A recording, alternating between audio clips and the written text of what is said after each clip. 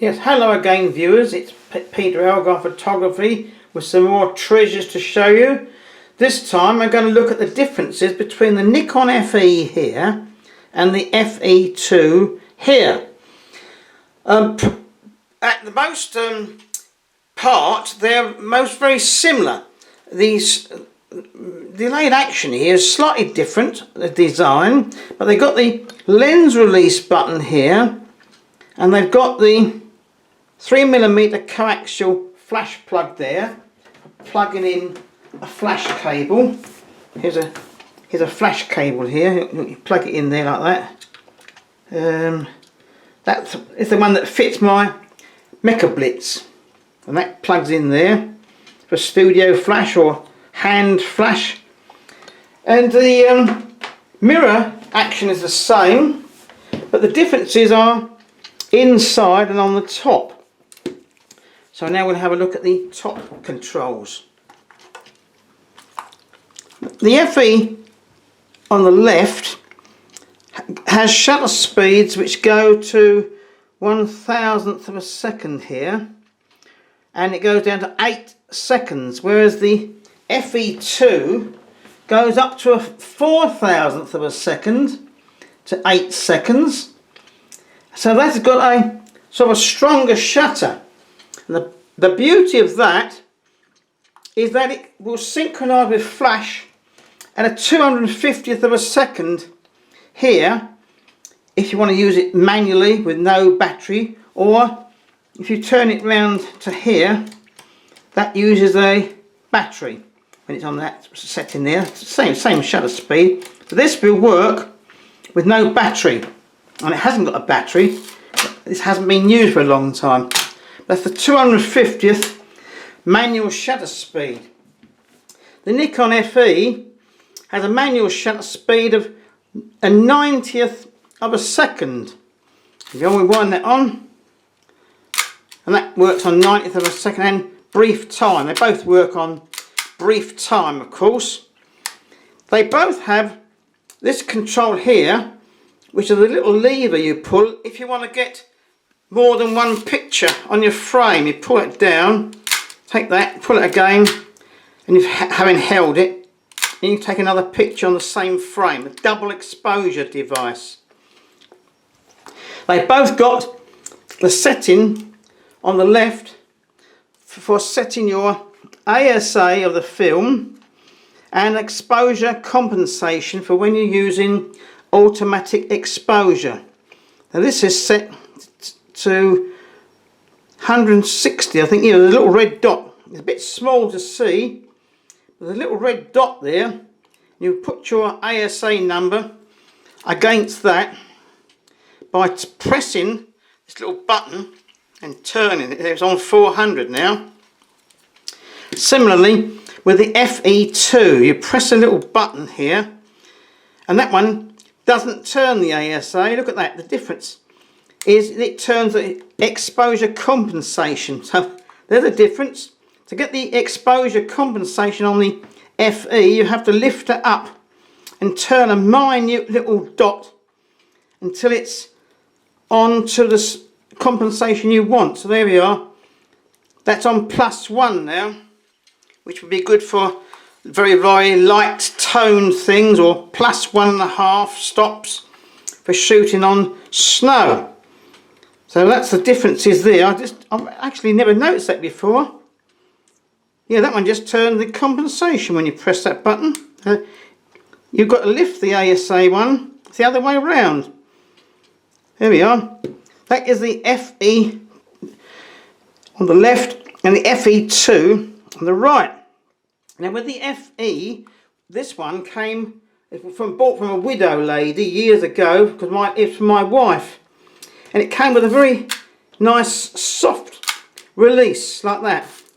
Very soft release. If you don't want to use that, you can unscrew it and you can screw in a proper Nikon fitting cable release. It's got a little screw there, and you screw that in. That's the Nikon fit cable release. I bet you it doesn't want to go on now. Now I'm demonstrating. Oh, there we are, it's gone in now. Wind it on, press the release here and the shutter goes. That is a Nikon fitting cable release. Haven't used it a great deal. Excuse the noise. Now this is the, fit that back on again. Now with the FE, you have on the top a hot shoe as well as the standard 3mm coaxial socket for studio flash or hand flash guns. You've got a hot shoe with two contacts here. That is for a Nikon dedicated contact flash, which will set the shutter speed for you. It sets 1/90th or 125th, because this goes up to 125th if you're using the electronic shutter for flash synchronization, or 90th if you're using the mechanical speeds. With the FE2, however, you've got extra contacts. There's 1, 2, 3 small ones, one big one.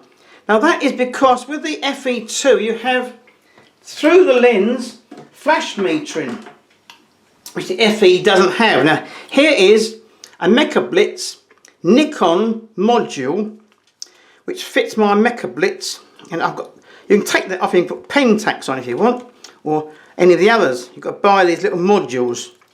That will slide in there with a bit of difficulty. Oh, no wonder I got it the wrong way round. There we are. Tighten it up gently. Everything's done gently because it's only plastic. Now we have the Nikon through the lens flash module fitted on, and it will give you automatic flash metered through the lens. That is the difference with the Nikon FE2. That is very useful, as well as having a maximum shutter speed of flash of 2/50th of a second. Now opening the Nikon to get to the film is a real bind, I find. There's a little lever here. You've got to try and push that one way or the other. How they do it when they're under fire in a war zone, I don't know. You push that, oh, you pull that, push it and pull. If you're lucky, the back comes open. Dreadful, isn't it, these Nikons? I can't get on with them. It's supposed to be a safety feature so you don't expose your film, but if you can't get to the film anyway, what's the use of having it? Pull the little lever. No. Now I did have to renew the back seals of this. Maybe they've jammed up a bit. We'll try the Nikon FE2. That's in a different position again, you see, that little lever. Pull it up, push the back release button. Ah, there we are. The seals along here are in a bit poor condition. They'll have to be renewed. That is the vertically running shutter made of titanium, and it's vertically running, so that's how you can get a faster flash synchronizing speed. The seal along there is going, and when I looked at the battery, not the battery, the seal in here, that's all crumbling away. That will have to be renewed. So what about lenses? Well, when you fit the lenses on these, you don't have to have the setting where you used to use 5.6 or something. You used to set with a Nikon, and there's a little catch here that used to go into a little prong on the Nikon F and the earlier ones.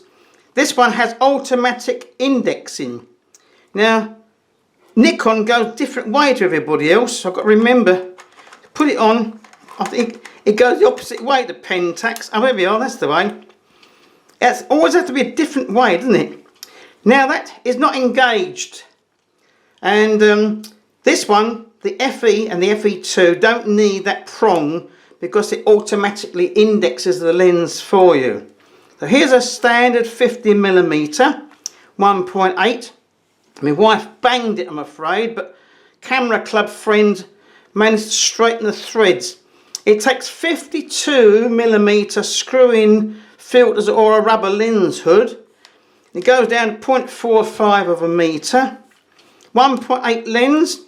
It's not terrifically sharp, I'm afraid. I think the Olympus Zuiko lens and my Pentax lens beats that Nikon. I've taken some pictures, comparison over the years, and I find the Nikon one isn't so sharp. So here we have a 28 that came with it. There we are, 28mm.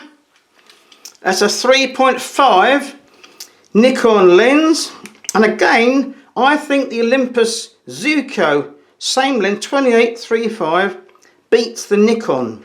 Not quite as sharp. Now with it also came 105mm. You've got these lenses in a set, and the whole camera came off this widow lady, and I've got it for 90 quid. That was years ago. Now look, that's had a bang there. She's banged it, but at least that doesn't use. Now this is the 105mm 2.5 maximum aperture lens, and I reckon my 105mm Super Multi Takuba beats that. But there we are. That is the lenses we've got there, which came with it. Now, a Camera Club member gave me a autofocus Nikon lens, and he subsequently died. Oh, good job I got it before he went. This is all polycarbonate. Look how light that is. This is a Nikon 35-80 f4 to 5.6D lens. Autofocus, but it works with the old Nikon as well. So here we are. Spain it on. Now, it's not autofocus because the FE isn't autofocus camera, but you focus it here. You look through your viewfinder, and when your snap is in sharp focus, you take the picture. And that works, and it's a little zoom lens. There's the zoom action, and that is sharp. Now, with the FE and the FE2, you have to have the lever pulled out here, showing a red dot. Otherwise, if you press it in, even though it's wound on and it's pressed in, you can't take a picture. So that is a locking device. Once it's pulled out, it turns the metering on, and you can take a picture. So that is the Nikon FE and a few lenses. Now, let me see what else we can show you. Because my wife didn't have a very powerful telephoto, I was given a Tamron Zoom. There we are, and it's, what is it, 80 to 200, I can't remember, got 70 to 210mm Tamron lens, f3.5, or when you zoom out it goes to f4. Very, very sharp. It came with a Pentax screw thread fitting, M42. So I went to Jessop's, now mostly gone broke, because they bought too many premises and they didn't have enough sales. And I got, for the princely sum, I think it was 19 quid, an adapter here. Now, Nikon goes the opposite way. Look, oh, here we are. Anybody else's, it screws on, but Nikon unscrews that way. That is an adapter. Now, the adapter has a little glass element in it because of the register. It's different from Pentax to Nikon. But we'll screw that on, and then we'll see if we can bane it into the famous Nikon and then get it off again. There's a red dot here. Now, there's no red dot on the Nikon, there's a black dot. But you've got to have good eyes to see it. We'll see if we can bang that on. I've got it. Oh, it's on there. There we are. Now, you can focus it and zoom it, and you now have a Pentax screw fit onto a Nikon body. Admittedly, there's one little bit of glass extra, but I find it doesn't upset the focus at all. The definition is just as good, and that is a very sharp lens. So that is handy. You can get an adapter for putting old screw lenses onto your Nikon. Now I'll show you some pictures now. Here we have a load of pictures taken by my wife. Now I've had to look out in my files pictures taken with the Nikon FE, because I don't want to cheat and show you pictures taken with a Pentax. That's not much fun, is it? So we'll show you pictures taken with a Nikon. Zoom it back a bit. There. Now this is the annual half marathon in Brentwood, our town, and my wife's taken those. I think they're all with the 50mm lens. And when we went to London to the James Bond exhibition, I took that one. This one is with a 28mm lens, and we got a bit of fill-in flash. The people's faces here are illuminated with a bit of weak fill-in flash, and that was because the Strand Palace Hotel in London and these tall buildings, not as tall as New York, could be even darker down there, but it darkens everything up with the tall buildings. And I used a slow shutter speed. Didn't use it on 125th because the light was too poor. I think I had to use it on a 30th. So you can see the British cyclist here in the car, they're blurred.